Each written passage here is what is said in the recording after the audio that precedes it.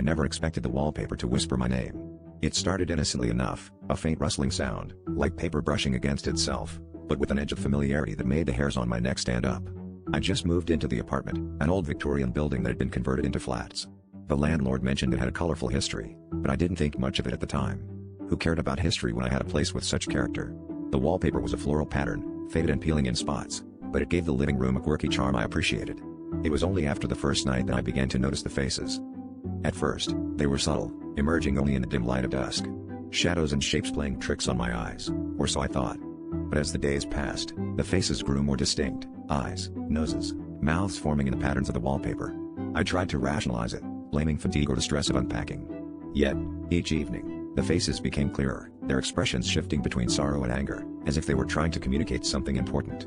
I started researching the building's history and discovered that several people had died in this very apartment under mysterious circumstances, their deaths unsolved and shrouded in rumors of foul play. One night, as I sat on the couch staring at the wallpaper, the sound of whispering grew louder, more insistent. It was then that I noticed one face in particular, more prominent than the others, a young woman with piercing eyes that seemed to follow me around the room. Her lips moved, forming words I couldn't hear, and the air turned icy cold. I felt drawn to her, compelled to reach out and touch the wallpaper. The moment my fingers brushed against it, I was hit with a vision, a flash of memories not my own. I saw her life, her struggles, and finally, her death. It was as if she was trying to show me the truth of what had happened to her. In the days that followed, the whispers grew louder, the faces more desperate. I realized they weren't trying to scare me, they were pleading for help, for justice. The young woman's face was the clearest of all, and I understood what I had to do.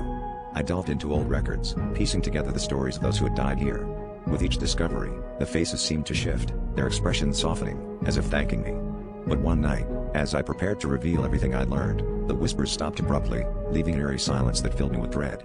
The last thing I saw before the wallpaper peeled away entirely was the young woman's face, her eyes wide with a warning I was too late to understand.